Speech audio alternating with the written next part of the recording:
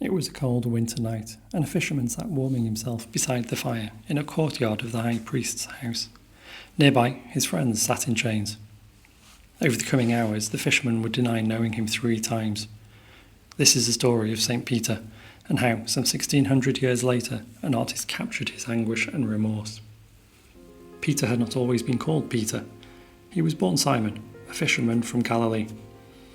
Practical, impulsive, and accustomed to the hard, uncertain life of working on the water. Then he met Jesus.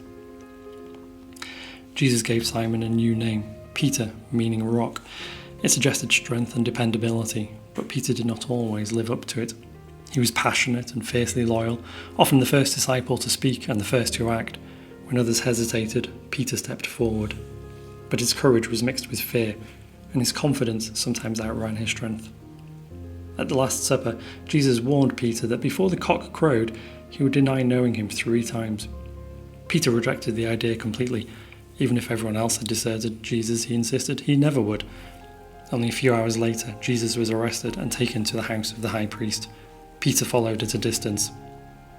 A servant girl recognized him. "You were with him," she said. Peter denied it. Someone else questioned him, and he denied it again. Then a third person insisted that Peter must be one of Jesus' followers. His Galilean accent had betrayed him. For the 3rd time, Peter denied knowing his friend. And then a cock crowed. One gospel adds a small but devastating detail. Jesus turned and looked directly at Peter. Nothing needed to be said. Peter remembered the warning, understood what he had done, and went outside and wept bitterly. Some 1600 years later, the Italian Baroque painter Giovanni Bonatti, also known as Giuseppe Bonati, returned to Peter's story.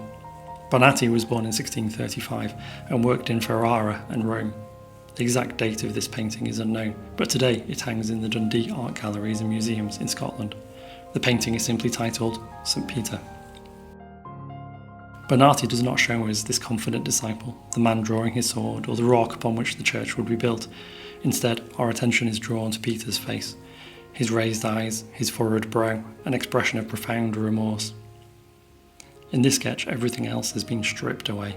Without the colour, the clothing, and the other details of the original painting, Peter's face must tell the story alone. Light falls across one side of him, while the other is consumed by shadow. The dramatic contrast between light and darkness is characteristic of Baroque painting, but perhaps it carries a deeper meaning here. Peter appears caught between the two, between loyalty and fear, truth and denial, right and wrong. It is as though the conflict taking place with him has been made visible across his face. Yet the light has not yet disappeared. It still catches Peter's forehead and raised eyes, suggesting that this may not be an image of guilt, but also one of hope. Here he appears neither powerful nor triumphant, he is simply human. And Peter's story did not end in the courtyard. After the resurrection, Jesus asked him 3 times, "Do you love me?" Each answer gave Peter the opportunity to replace one denial with a declaration of love. Peter's failure was not erased or forgotten, instead it became part of his story. Perhaps his real strength was not that he never failed, but that he faced what he had done, accepted forgiveness, and began again. And that may be what Bonatti captured so beautifully, not simply a moment of despair, but the painful beginning of redemption.